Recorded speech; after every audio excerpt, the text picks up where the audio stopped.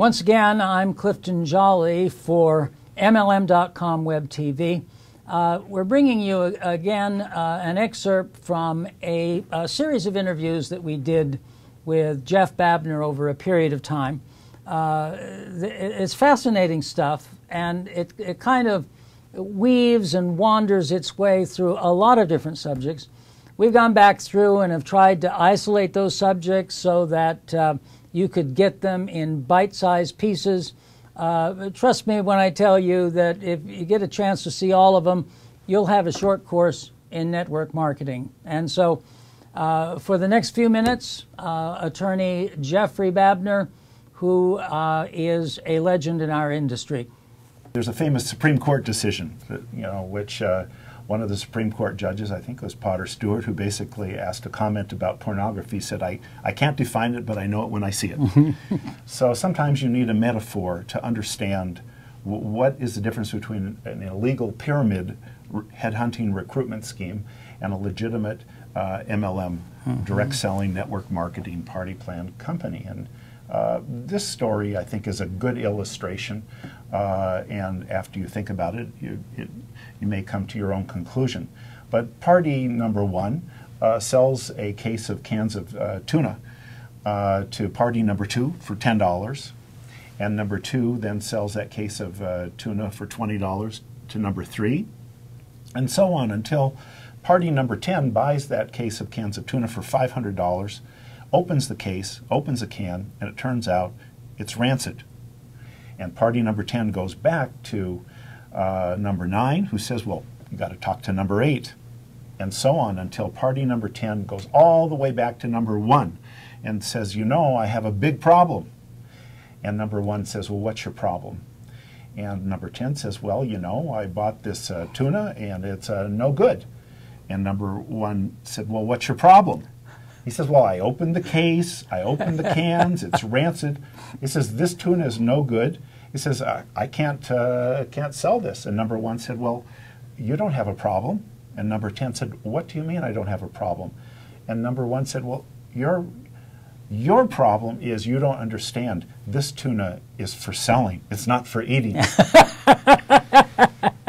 Everybody had made money on the product. What's the problem? Yes. And if you think about it, and you look at any MLM company out there, if you basically look at them and you look at their product, you look at their service, either the quality or how it's priced, and you ask, is this something that somebody would really want and use?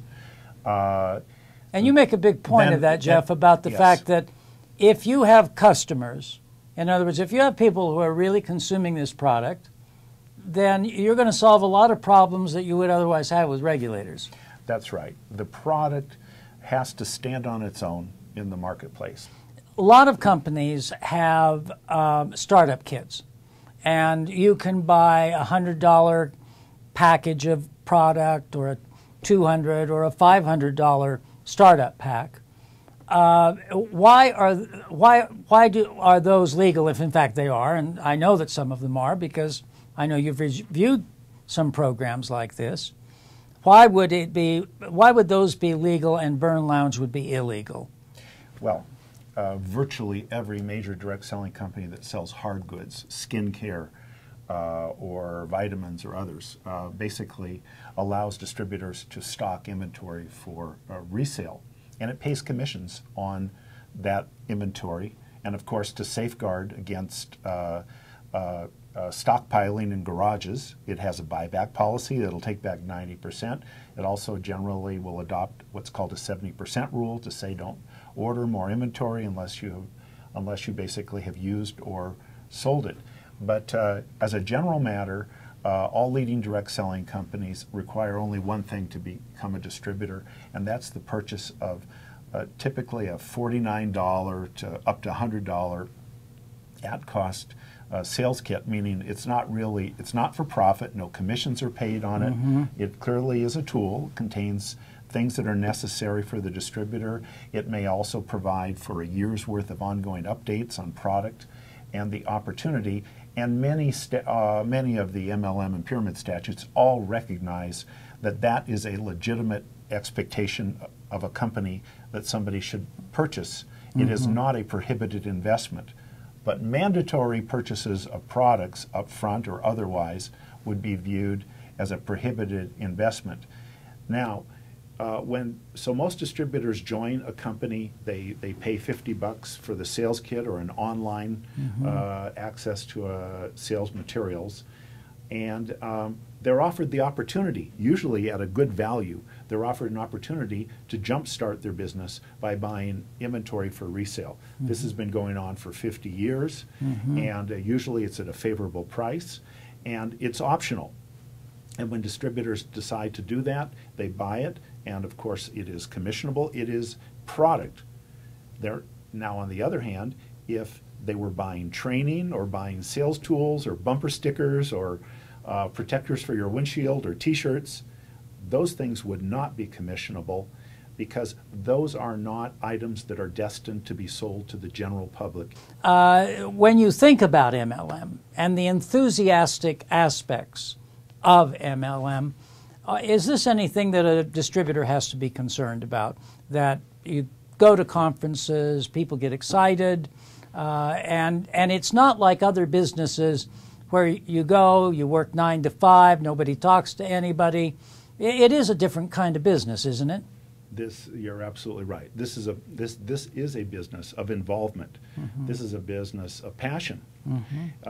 This is, as I think we said in one of the articles or one of the videos early on our website, quoting one of your favorite singers, Eminem, from the song from the movie 8 Mile, in which he basically he said, you need to lose yourself in the music. You don't just play the notes. You need to lose yourself in the music, and that is true. Every successful MLM company, every successful distributor is successful because they have some passion or bond with a product, with the vision of the management, with the owners of the company, and with the people with whom they work. And that is an attribute of the success of the direct selling industry. Thanks so much for joining us for this brief conversation about MLM with attorney Jeffrey Babner. I'm hoping that I didn't cut Jeff off in the middle of a sentence because he hardly ever stops to breathe. He's got a lot to say, and you're going to be hearing a lot more about it in one of our next episodes. And once again, you can see all of his interview at MLM.com, where you can also learn more about Jeff's seminar 3 times a year, starting and running an MLM company. It's held in Las Vegas. Mark Rollins, the president of Infotrax, speaks at it, and Jeff is courteous enough to let me speak at it as well.